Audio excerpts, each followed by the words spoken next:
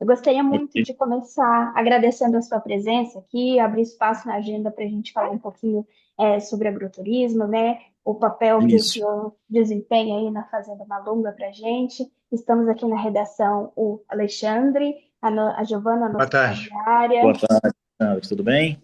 Tudo bem? Ok. Ótimo. Vamos lá. Senhor Ok, senhor Giovanni, eu gostaria de começar falando um pouquinho sobre a sua trajetória, que você falasse para a gente um pouquinho sobre a sua trajetória com a fazenda, como é que começou, né? Porque você é pioneiro nesse setor orgânico. Como é que foi para você essa abertura, principalmente de um setor onde estava começando? Como é que foi com o consumidor a princípio?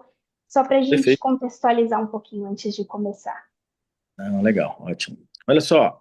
Bom, meu nome é Joy Vale, eu sou engenheiro florestal e dizem as más línguas que eu nasci para ser produtor de comida. Desde muito pequenininho, 5, 6 anos, minha mãe fala que eu fugia da minha casa lá no interior do Nordeste, no Sertãozão Brabo, uma cidade chamada Caicó, para ir para o sítio do meu avô. E eu, dessa época, já falava: mãe, eu quero morar na roça, eu quero produzir comida. Né? Então, como eu acho que mãe não mente para a gente, eu imagino que eu nasci para isso mesmo.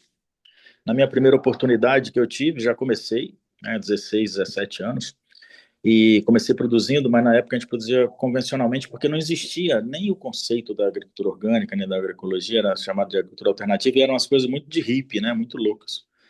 Eu comecei produzindo convencionalmente e tive alguns problemas, e vou resumir bastante, porque a história é longa. Primeiro eu me intoxiquei.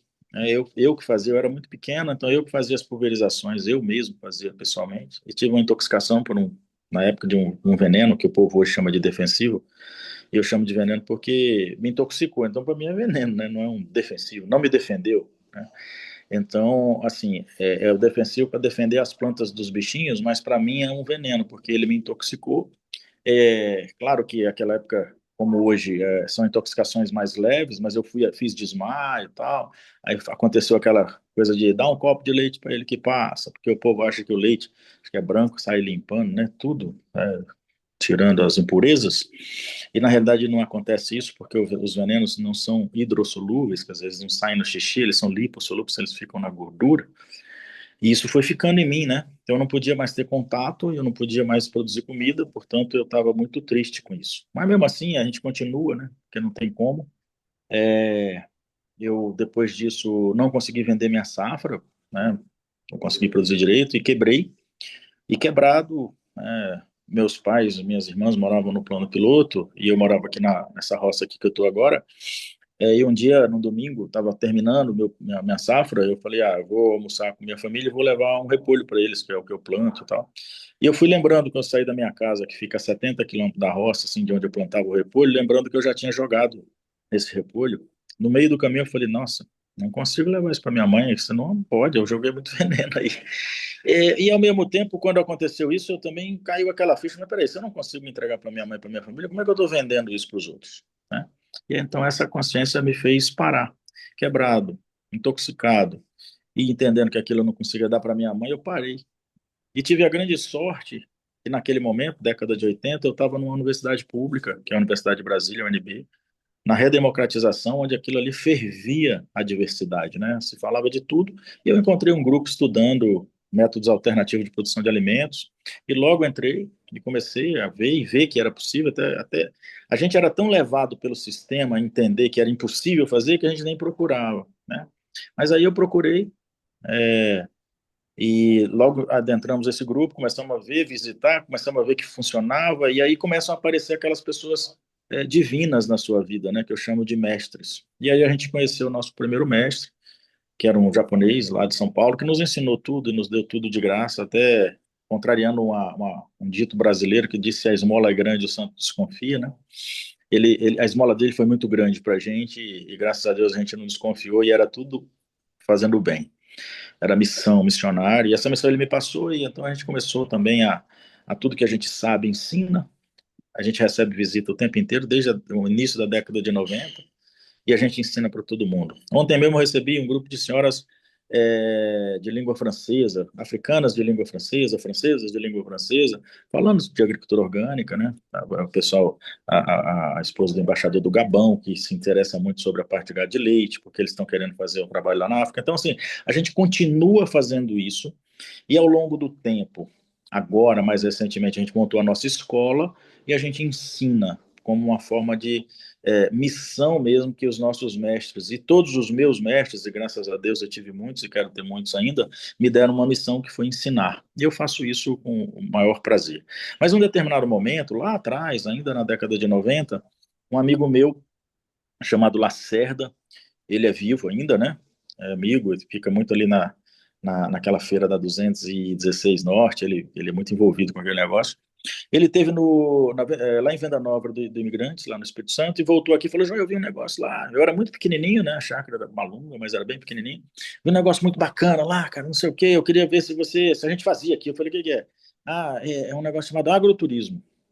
Eu falei: quê? É turismo rural, é as pessoas da cidade que vão na roça para ver como é que é. Isso eu tô falando de década de 90, né? Então era lá no comecinho. Aí falou: não, eu queria tal, eu queria fazer e tal, me ajuda aí, pô, eu tô precisando de uma grana, eu faço não sei o quê. Eu falei: Lacerda, eu não tenho o menor é, é, é, nada de experiência, a minha casa é pequena, é pequenininha, telhado baixo, não tem estrutura nenhuma. Não, mas é assim mesmo. Turismo rural é assim mesmo, agroturismo é assim mesmo. O cara não é fazer um hotel fazenda, não estou falando de hotel fazenda, estou falando de o pessoal da cidade ir na roça conhecer as coisas e tal, e é desse jeito. Eles querem ver é isso.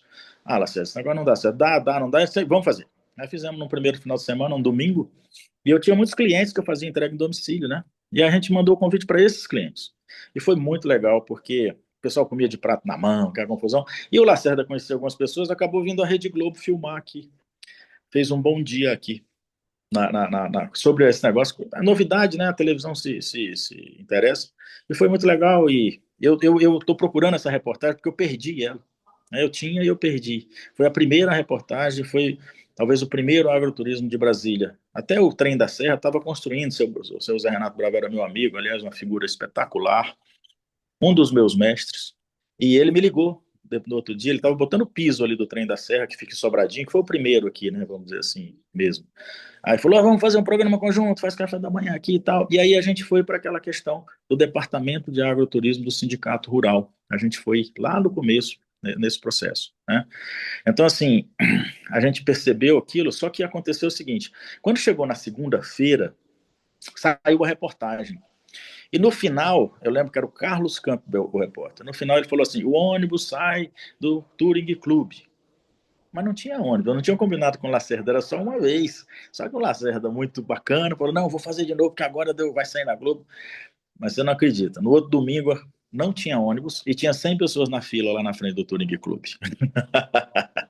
E aí o Lacerda ficou doido. Ah, agora a gente vai ganhar um dinheiro, tá? Montou pro outro. Aí veio um ônibus no outro final de semana. Só que quando desceu do ônibus, já desceu gente com toalha no pescoço, boia, aquela confusão, quer dizer, não tinha absolutamente nada a ver. Então esse é um detalhe fundamental para você fazer um planejamento, porque o agroturismo é um processo muito sério.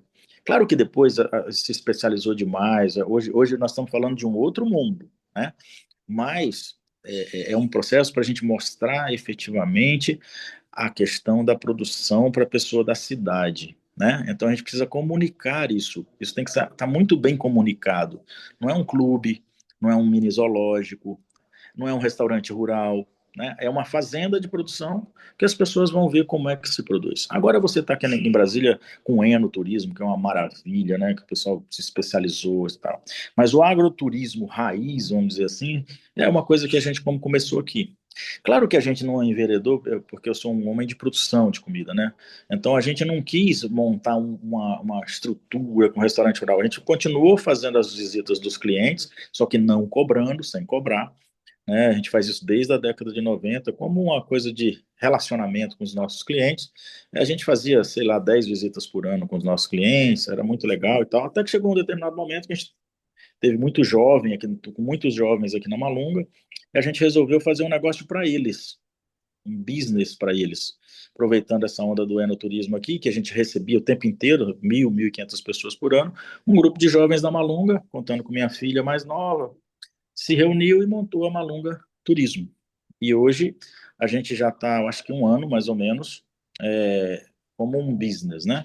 Então a gente cobra, as pessoas vêm, são duas vezes por mês, e a gente derivou o turismo clássico aí, de agroturismo de pessoas da cidade, que não tem a ver com os filhos e tal, vir aqui na fazenda, com o outro que é o turismo técnico, que nós chamamos. Então, durante a semana, nós recebemos profissionais, produtores, etc. Aí já é um tom muito mais ligado à produção, muito mais ligado à tecnologia, todo o processo de produção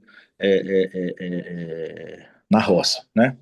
E aí, assim, a Perfeito. gente recebe o tempo inteiro. Eu tenho esse processo. E isso evoluiu. Claro que o nosso piso é a produção, é uma fazenda de produção de hortaliças, né? A gente produz hortaliças orgânicas há 38 anos, certificadas com todo o processo.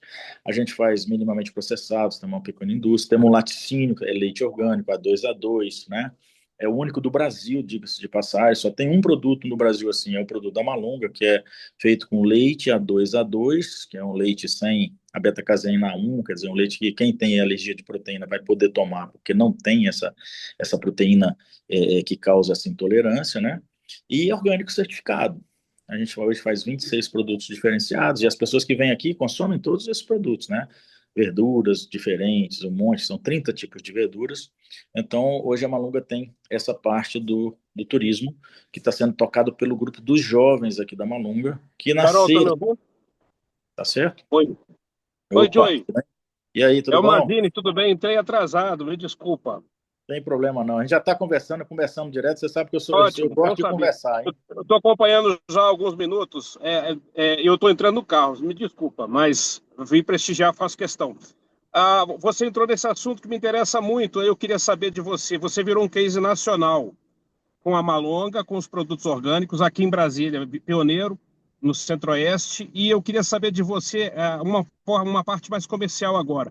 Você tem ideia, você tem a mensuração da sua participação, não só da sua, mas dos orgânicos como um todo, no setor de supermercados? Como é que está a participação dos orgânicos na venda nos supermercados ou nos atacadistas, ou não interessa a vocês? É um público mais direcionado para o mini mercado? Não, não. Hoje a gente atende todos os mercados de Brasília e grande parte dos mercados de Goiânia, né? A gente hoje tem esses dois centros que nós atendemos semanalmente numa logística entre diária e semanal, né? É claro que interessa muito para a gente, eu acho que o mercado, a nosso propósito, tem um propósito nosso que é levar alimento orgânico e felicidade para todo mundo é todo mundo, né? A gente quer também que as pessoas dos bairros mais distantes, tal, todas elas tenham acesso.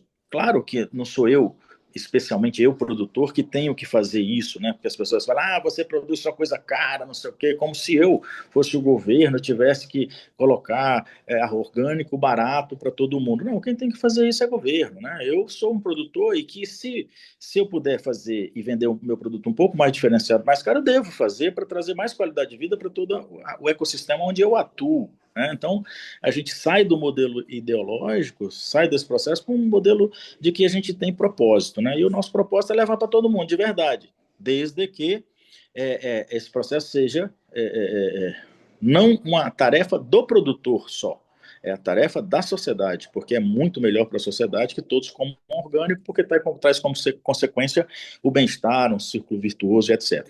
Mas a gente faz isso. Hoje, no Brasil, a gente tem ainda, é muito tímido isso. Você já tem, por exemplo, países com até 15% do mercado de alimentos sendo orgânico, como Finlândia, né, Suíça, Alemanha já bem próximo disso daí. Tem alguns que já estão falando, a Finlândia está falando de 100% orgânico de mercado, então ela tem política pública para chegar nisso, né, todo um processo.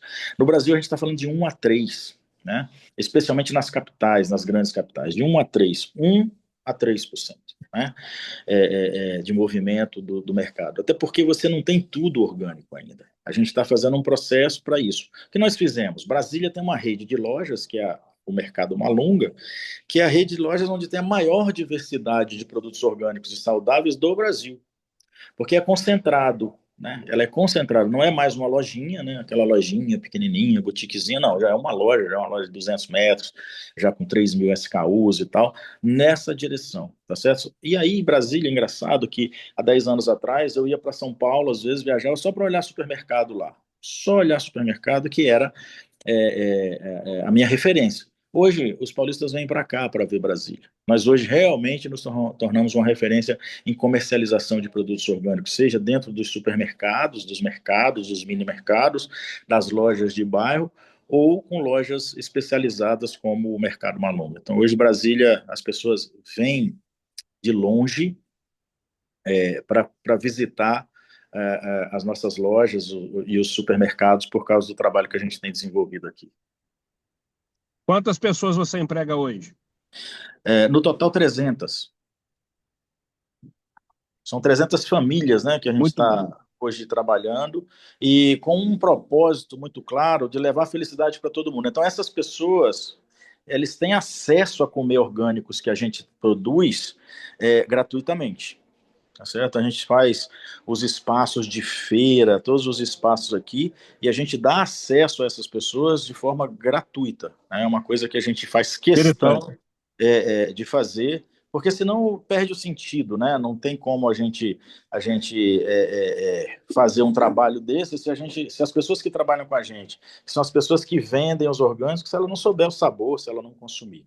Então tem essa coisa que a gente precisa estar sempre ligado, porque é uma coisa muito importante para a gente, que faz parte do nosso conceito de vida, né? O orgânico, por si só, ele tem um preço mais alto por uma série de motivos. Um motivo é mercado, né?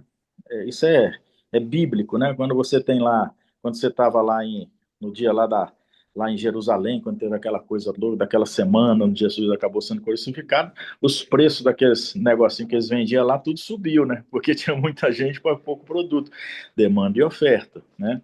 E essa é uma questão, você tem menos produto orgânico do que a demanda para ela. Então, isso faz uma pressão de preço um pouco para cima. Mas isso não é o mais importante, é porque a gente ainda não tem a certeza do resultado no orgânico, porque eu não tenho uma tecnologia ainda consolidada, padronizada, que dê certo para todo mundo. Né? Então, isso também, a não certeza do resultado, que eu quer dizer o seguinte: eu planto lá 1.000 pés de alface, eu colho maravilhosamente bem 1.000 pés de alface, depois eu planto de novo e já não colho, porque dá um problema e eu não tenho como tratar. Então, essa incerteza de resultado também causa um sobrepreço. Mas tem uma coisa mais importante do que tudo isso, que eu chamo de preço justo, né?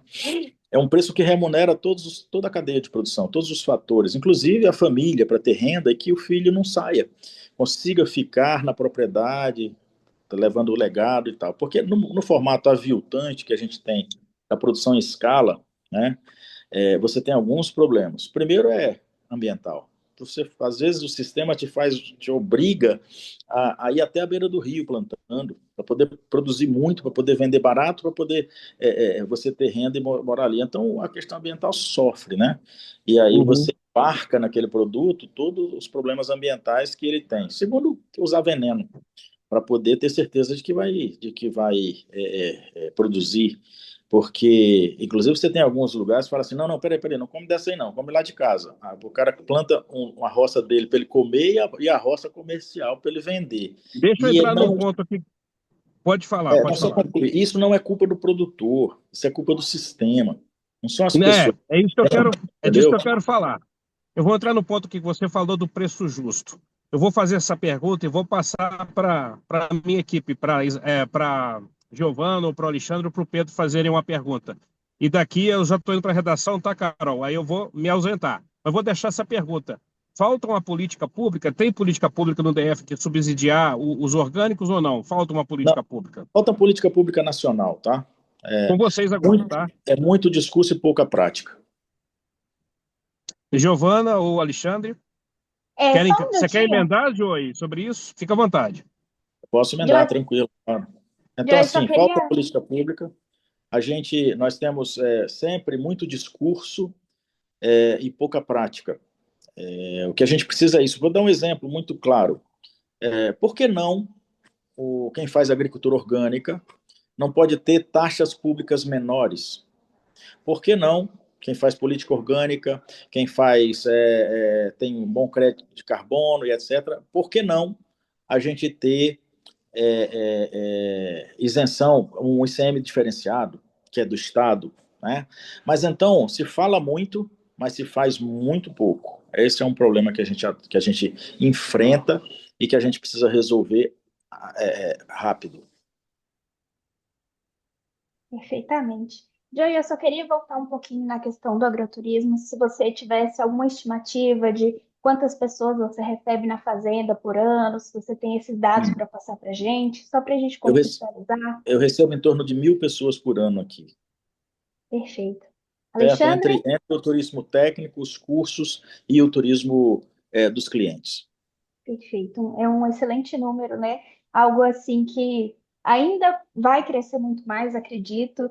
E como é que, assim, quais são seus planos para o futuro? Você tem planos de aumentar esse número, de desenvolver mais projetos em relação ao agroturismo na fazenda? Como é que está a sua Claro. expectativa para o futuro em relação a isso?